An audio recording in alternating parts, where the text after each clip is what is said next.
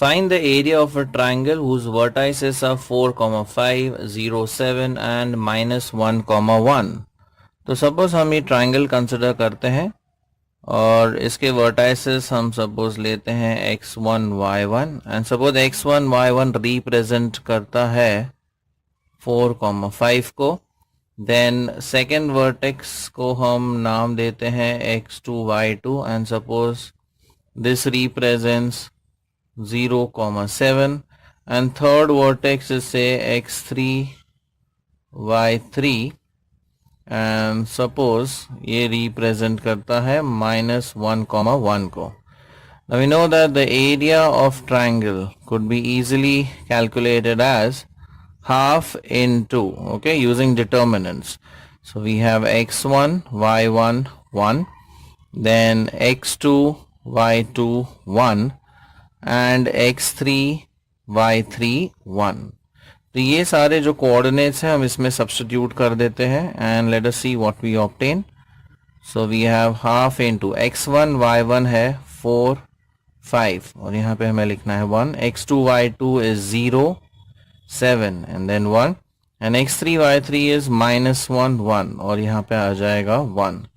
अब इस डिटर्मिनेंट को हम सॉल्व करते हैं. So we have half into, let us solve along R1. तो पहला एलिमेंट आएगा 4 into, this will be 7 minus 1.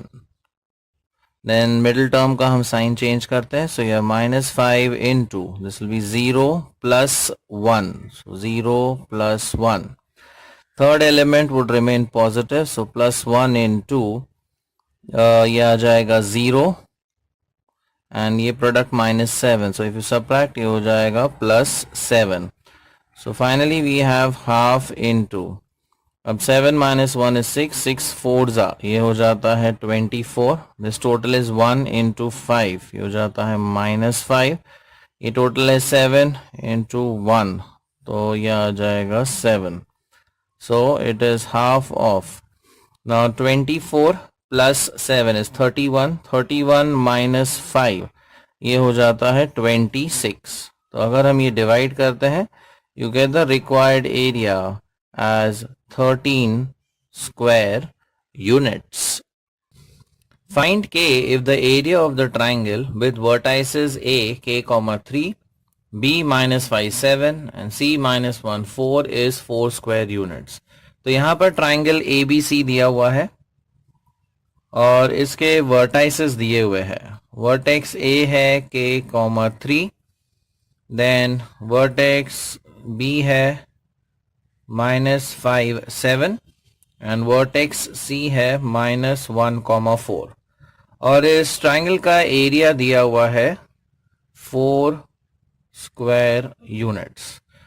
Now we know that the formula for area of triangle ABC using determinants is half of x1 y1 1, x2 y2 1, x3 y3 1. इसका determinant हम बनाएंगे.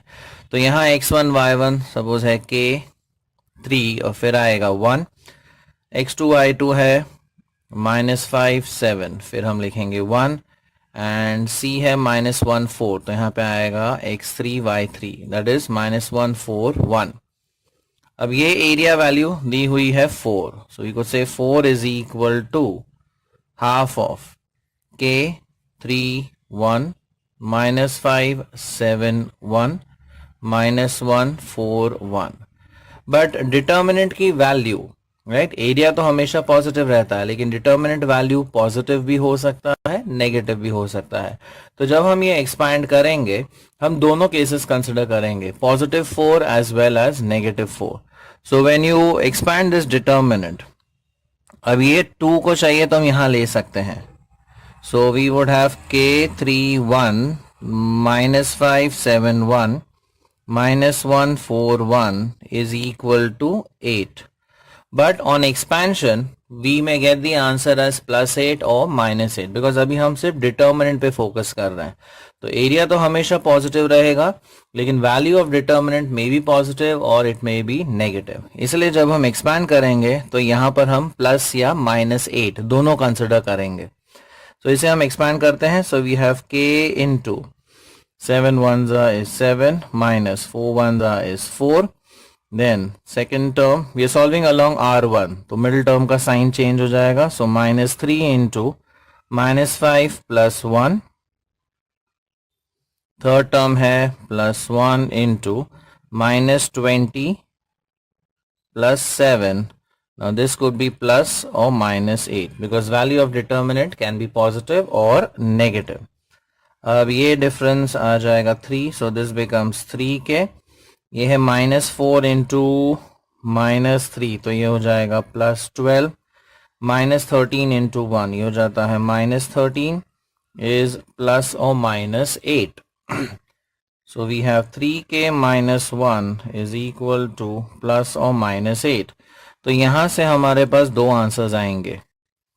3k minus 1 is 8 और 3k minus 1 is minus 8.